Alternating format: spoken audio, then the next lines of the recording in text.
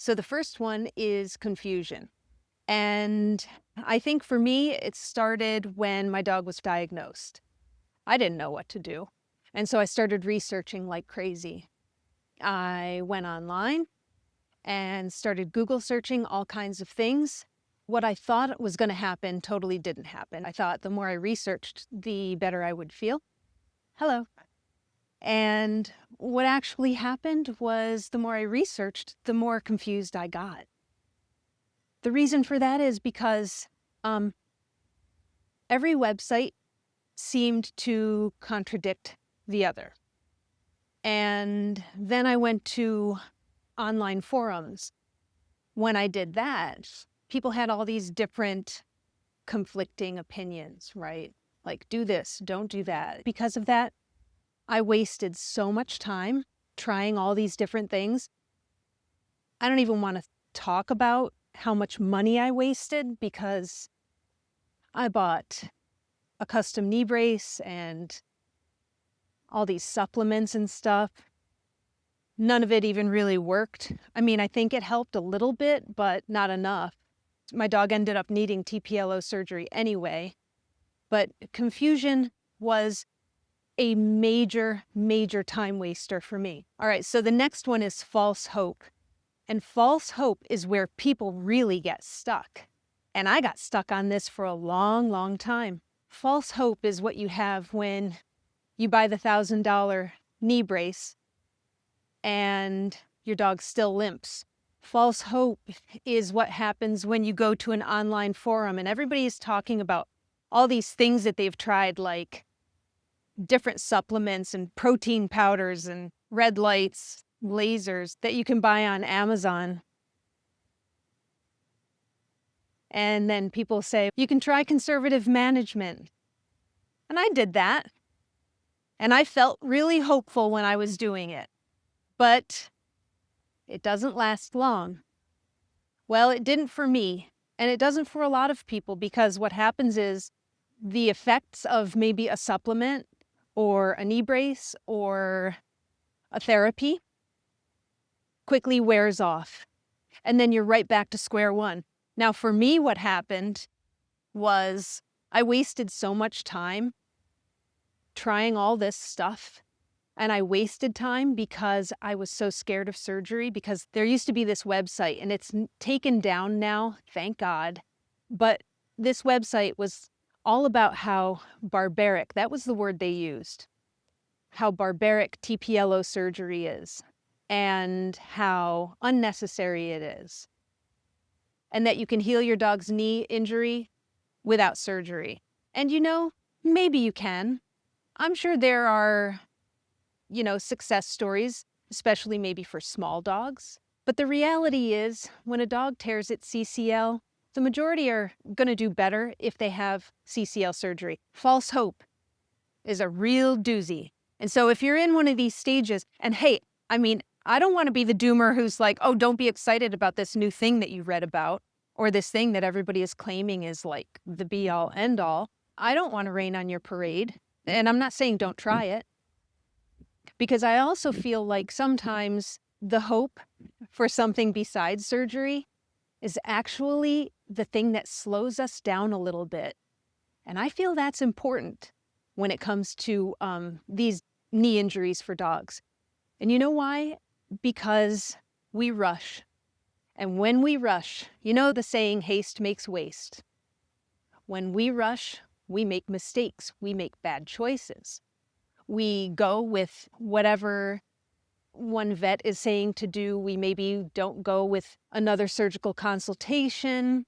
We don't check the vet's credentials. We don't ask really good questions during the surgical consult. So number 3 is fear.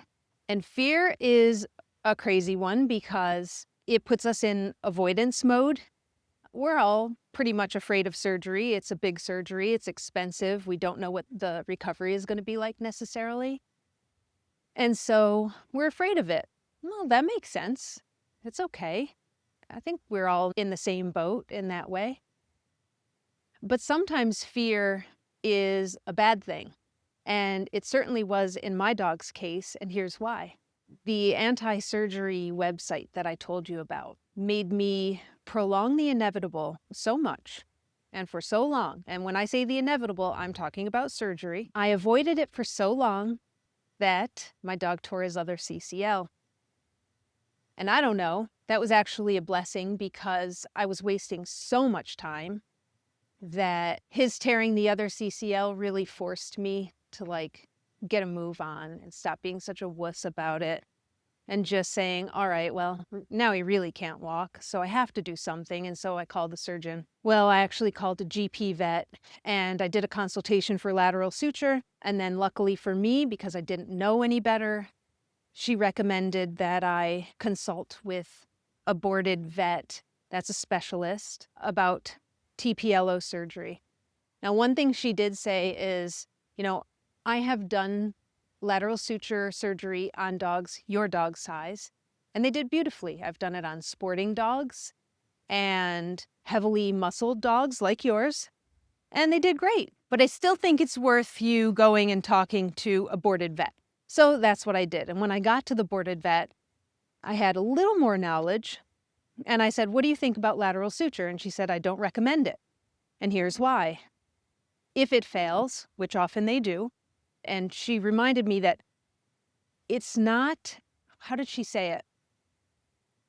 It's not if the lateral suture implant will break, it's when.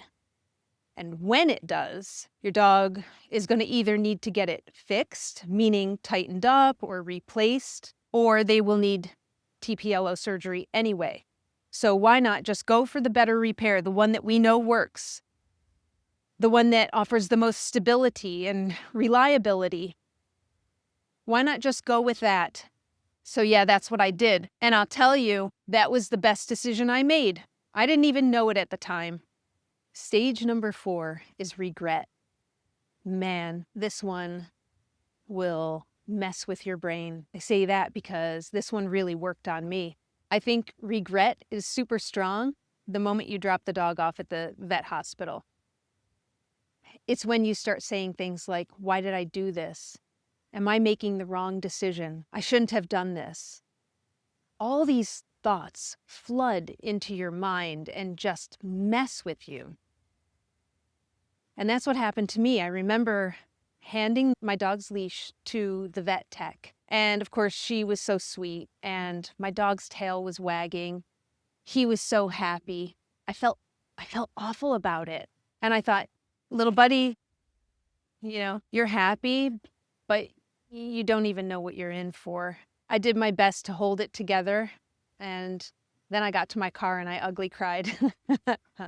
And I can laugh at it now, but it was no laughing matter back then. So regret, yeah, that's a serious one. And I'll tell you, it lasts a long time, even after your dog comes home. And that brings me into the next stage. Once your dog comes home, then the next stage starts, and that is guilt. Guilt for the pain that you see they're facing. Guilt because maybe they didn't have to go through this and you're the one who agreed to it. I would say there's some guilt because you feel like you want your dog to trust you to be their best caregiver, and then you're the one who agreed to the surgery, so you have remorse. For me, guilt stuck around for weeks, because especially the first week, because you're struggling and they're struggling too. You don't know what you're doing, especially if you've never gone through a TPLO or a CCL surgery recovery before. They're struggling because maybe they've never had such a big surgery. Their stomach doesn't feel great from the antibiotic and the pain meds. There's just so much to feel bad about. Guilt is a biggie. The next one is happiness. Thank God we are getting to something good, right? Happiness starts, I'd say, around 2.5, 3 weeks in post-op. And happiness happens little bits at a time because recovery is not linear. You're going to have these days where you feel like, I'm pretty convinced I did the right thing here. My dog's doing better. They're walking. They're starting to put their foot down. They're eating better, showing an interest in food again. They seem happier. They're wagging their tail. They're playing with toys. They're enjoying their treats. They're getting used to their recovery area. Lots of good things are happening. They're healing. And so those things are reasons to smile and feel good. And then last, the thing that I promised you right from the beginning of this video was pride. Pride, it takes a long time to get to that because healing is 12 weeks, right? And it's actually longer than that, but 12 weeks is like the bone is healed. Well, it should be healed by then. The incision certainly is all healed up. They're regaining more mobility. Some of the muscle wasting that used to be there, and I'm talking about the scrawny little chicken leg, that's kind of resolving. You could take longer walks. When you get to the 8-week post-op appointment, when they do x-rays, follow-up x-rays, and the vet finally says the words that we have been just dying to hear, your dog is fully healed, go ahead and resume normal activity, that's when you know you did it right. That's when you know you made a good choice for your dog. That's when you feel convinced that surgery was the right thing. But until you get to that point, it's a bumpy ride. It feels long. Feels like it'll never end. If your dog has not had surgery yet, now you know. It's a bit of an emotional roller coaster. And you just have to be up for the ride. But I assure you that it gets better with time, and 12 weeks will be over before you know it. You just have to keep the faith and be strong. Make sure that if you have questions, you involve your vet team. Remember that they want you to succeed, because when you succeed, it means their patient is doing well. And that's all they want. Thanks so much for liking, commenting, and subscribing to my channel. Every time you do that, it tells YouTube this video is worth suggesting to other people who are searching for this topic. So thank you. I really appreciate you doing that. Watch the next video. There's more to learn. See you next time.